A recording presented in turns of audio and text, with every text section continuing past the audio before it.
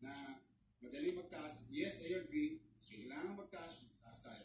Bawasan ng buwis ng crudo at kuryente. More savings to them, more earnings. Mas mabilis ang ikot ng pera.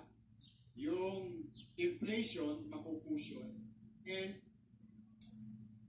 meron akong gagawing ayuda. May bago na naman ngayon. Dami yung bago ngayon. Hindi kasi naibigay itong pagkakataon kagabi. Magbibigay ako ng ayuda. I'll make sure I will implement the decision of the Supreme Court. GR 120880, June of 1997. Na may isang pamilya na pinagbabayad ng estate tax. As we speak, about 200 billion pesos already. I-google nyo na lang. GR 120, NAPIA, 120880, I think June 5, 1997. Ayan, Maris.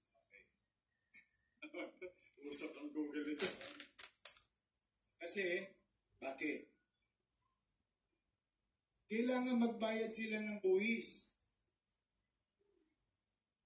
Tayo nga eh. Hindi nyo na nga alam, sumusuko pa ako eh. Sinusurrender ko pa yung sarili ko. Kita nyo. I mean, what is this? Now, if ako maging presidente, yung pera na yon, nabuwis hindi po to regular tax. Estate tax.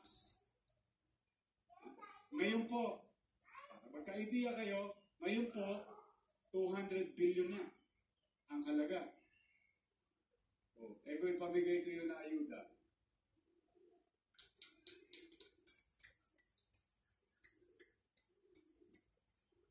Total, pera nyo naman yun. Hindi, talaga.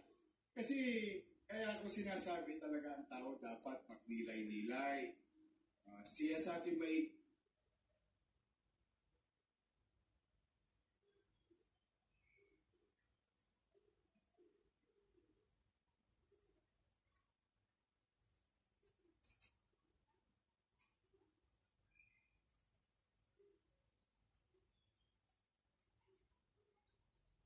yung mga kandidato.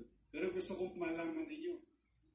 Biriri nyo, pagka sinuswerte nga naman ang mahirap sa akin, nakakita pa ako ng 200 million ngayon na sinili. Pero, pag hindi tayo nanalo, at yun ang nanalo, malamang burado na yung utang ngayon. Kayo na mag-isip. Hindi, ako kasi, importante lang alam niya kasi mabubulag talaga kayo. Itong halalan na to, pitik bulag ang laban eh. No, naawa ko sa mga Pilipino sa totoo lamang, mga kababayan. Naawa ko. O yun yung isa na maaaring mapakinabangan ng ating mga, hindi lang ng driver. Hindi ko naman sila lang ang nahihirapan eh. Nahihirapan din yung empleyado. Halimbawa lang, kwentuhan lang naman, di ba? Laway-laway lang ito. Di ba mangarap na tayo? Di, sama na kayo sa pangarap ko. O 1 million na tao. Let's just say 1 million. Times 20,000 isa. No, magka? 220 billion o 220 billion o whatever mathematics is that. O tapos, hindi pagawa ko ng pabahay. Yung sobra. Pagawa ko ng ospital. O ang maganda ron, hindi ako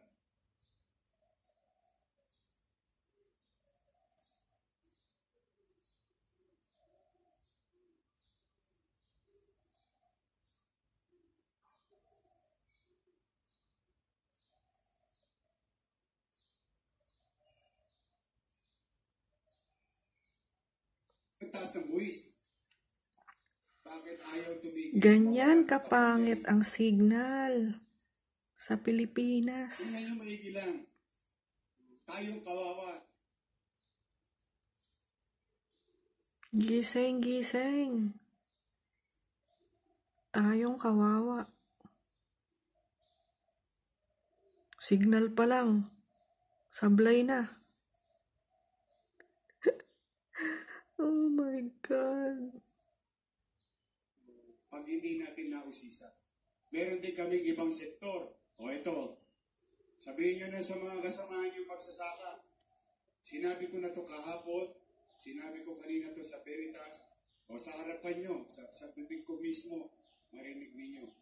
Lahat ang magsasaka, ha, na benepisyaryo ng CARP, Comprehensive Agrarian Reform. ha, na may utang. May utang pa ngayon eh. Yung mga may-ari, yung mga magsasaka, nabigyan na ng lote.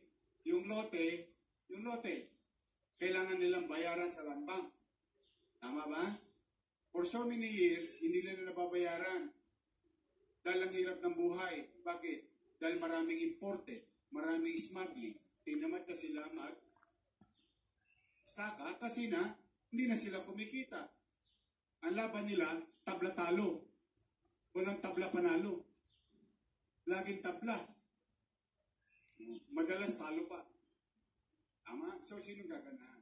Kaya hindi nila nababayaran yung utang nila sa gobyerno para bayaran yung lote na sila ay benepisyaryo ng CARP. O ngayon, sabihin nyo na sa mga kasama, alam nyo, no, magkalang yun.